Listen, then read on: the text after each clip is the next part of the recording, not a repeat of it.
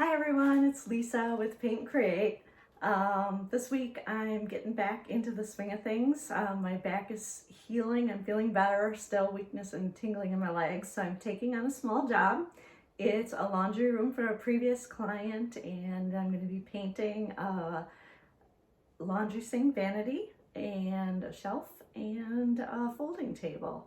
I'm going to be doing some spraying and showing you the basics of how I do it.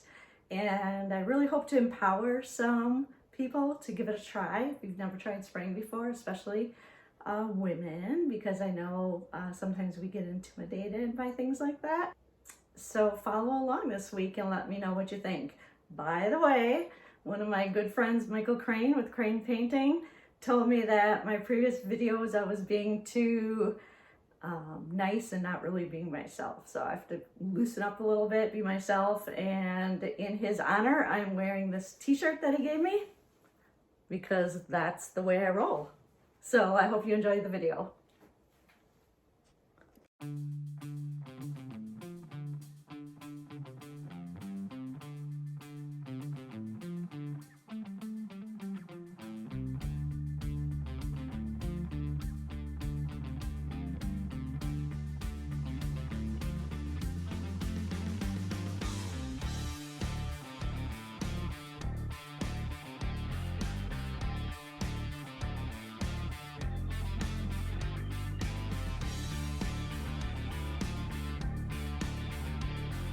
Hi everyone, it's Lisa. I'm getting ready to spray some cabinet doors, and I won't go into depth, but I wanted to just show how easy it is to use a hvlp spray gun. This is an Apollo 5-stage.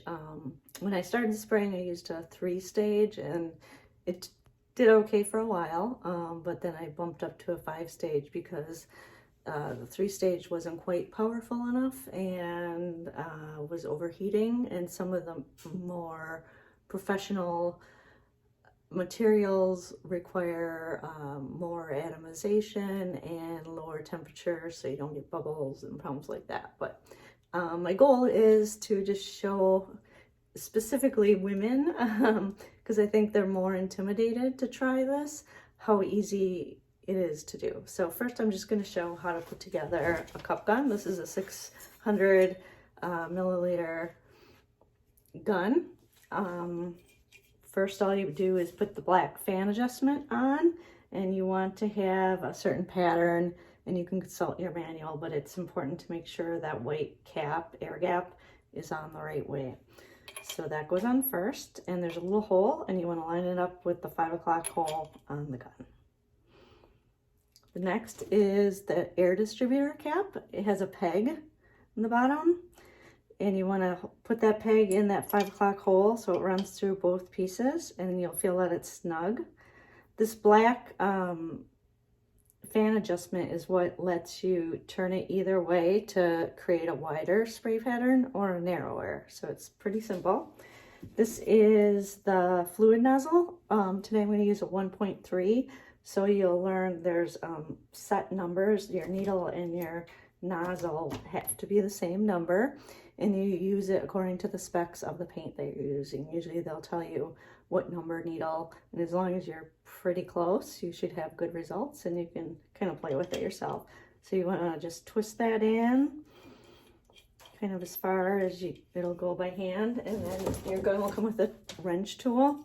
And you just want to snug it, don't over tighten.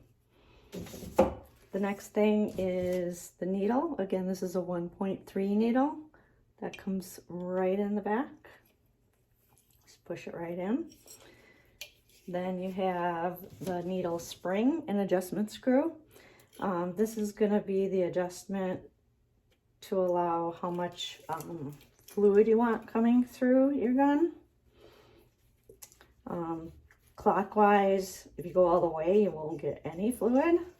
Open, and then I usually tighten it all the way, and then I come back a few just to get it started. But once you start spraying, you're going to test that and adjust that. The next is the air cap. This is a high solids air cap that's specifically made for water-based products that have a lot of solid content in them, so it'll atomize properly. That goes on, depends which way you're spraying. I usually spray on a table, back and forth, so you want it this way. If you were doing a door up and down, you would just turn it this way. So today we're gonna go with this. And then this is just the ring that holds it on. And you don't want to over tighten. You just want to snug it on. Okay, periodically, I just did this last night, so I'm not going to do it, but I'll show you. Every gun will come with some oil, or you can buy some, and you just want to periodically lube the bushing right here, and you just put a drop or two right there, and it creates, allows that needle to go in and out easily when you pull the trigger. When you use a cup gun, you have an air tube here,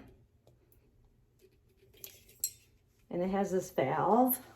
Occasionally, if you fill your cup up too high, it may fail and push paint back, but it's made specifically so the paint won't come back through there. So what we're gonna do is I'm gonna strain my product, my primer, put it in the gun, then tighten the cap, and then on the cap is the second part of the air hose. I'm gonna connect them, and then on my turbine is a long air hose, and it connects here. So I'm gonna set that all up, and I'll show you how I spray.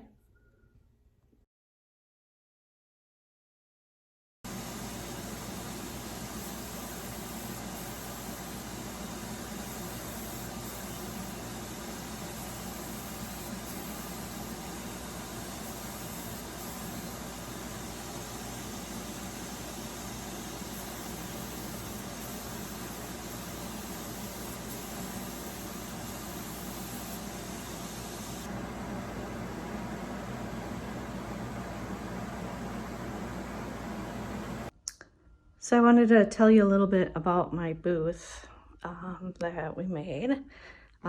Just 2x4 construction. It has a turntable, so I can spin my doors really easy. These filters are great. They're called paint pockets. Because of these dimples and the thickness of the material, they last really long and really trap overspray. I used to use cheap furnace filters, and they work. A lot of people use them. You know, I'm not gonna put down anybody that uses them, but the dry overspray will then kind of powder off of them. These really trap that overspray really well. They're called paint pockets. They're 20-inch square. I believe you can get different sizes. Behind here is a sealed and caulked air chamber, and it's connected to a really, really strong fan. Here's the air chamber back here. Here's the fan and the tube. Sorry about my shop. It's always a mess and goes out the window. So if I was using this fan at a client's house in a kitchen, I could just filter it outside through a window or a door. I have a good light. I used a paint booth coating on the sides that's actually peelable and stays really clean, but once it gets all messed up, I can actually peel it off, paint another layer on it, or just paint another layer on it, and I'm good to go. So it stays nice and clean. I do just change my paper bottom so my bottom doesn't get all full all the time because I like to keep it clean. Storage underneath. Gun holder, so it's right, I'm right-handed, so it's right here on my right side. So that's my paint booth. No overspray in my shop now that I have this. It's fabulous. Okay, after I sprayed these doors on both sides one time, I went ahead and sanded them with about a 220 grit and sprayed them again, and they dried overnight. And now I'm gonna do a final sand. What I used on these, is my go-to primer, not always, but most of the time, is a shellac base. This is Zinsser the white pigmented shellac, and if I'm doing a medium to dark color, I have it tinted gray, which is as dark as you can go. And it fills in grain really well. It dries really well, and if you're doing oak especially, it'll block any tannins from coming through.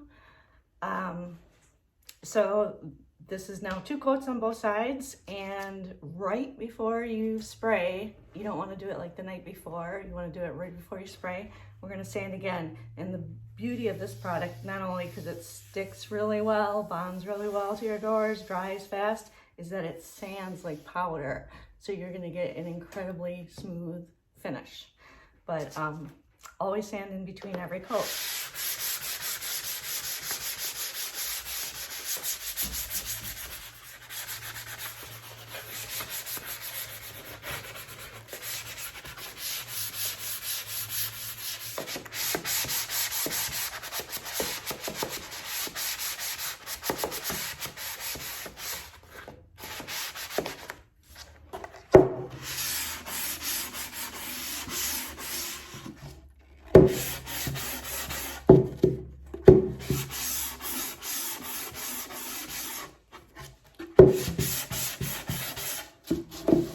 Okay, so I'm going to go ahead and do the rest of them, then I vacuum them, and then I will use a microfiber cloth to get any last residual dust off of them. You want it completely dust-free before you spray. The reason I'm sanding is not only to get a very smooth finish, but it also creates tooth, so the paint is going to adhere better to the primer.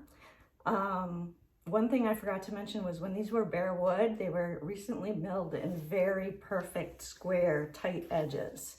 So when I sanded that bare wood, I made sure to run my sandpaper along these edges, and that kind of breaks down that sharp edge a little bit and creates a better surface tension when you spray. So you're gonna get a better, more durable corner than if you didn't. Because if you didn't, you're gonna have a certain mill thickness here, a certain mill thickness here, but not necessarily along that tight edge. So by breaking that just a tad, not even really visible to your eye, that paint is gonna stick and wrap around that corner much better and give you a more durable edge.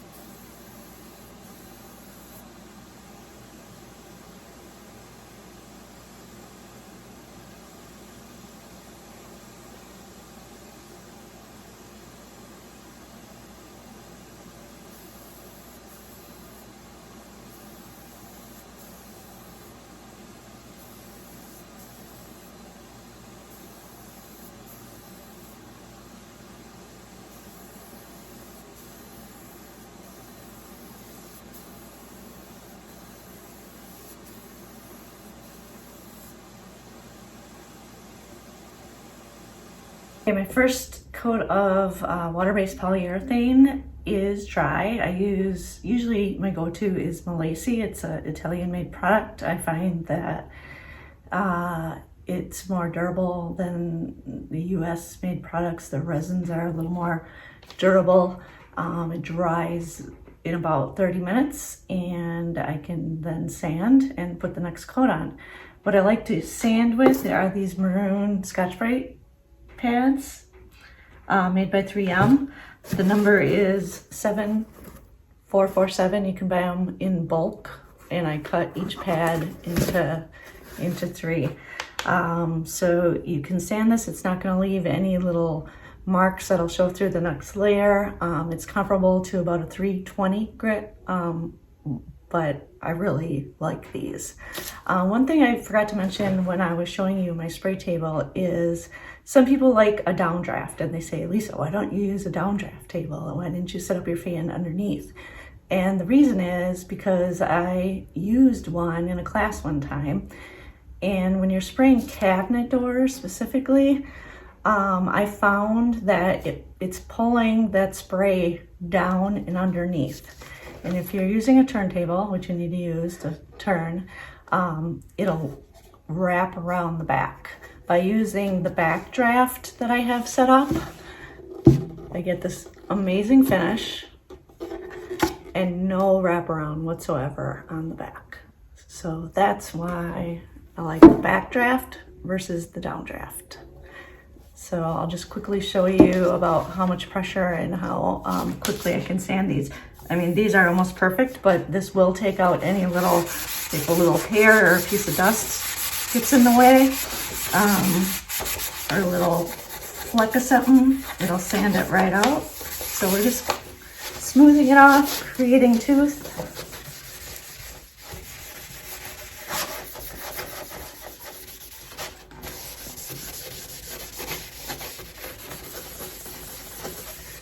And it kind of burnishes the paint, gets it ready for the next layer. And I'll do the sides and I'll spray the second coat. Maybe I'm crazy or inhale too many paint fumes, but watching paint dry is so satisfying.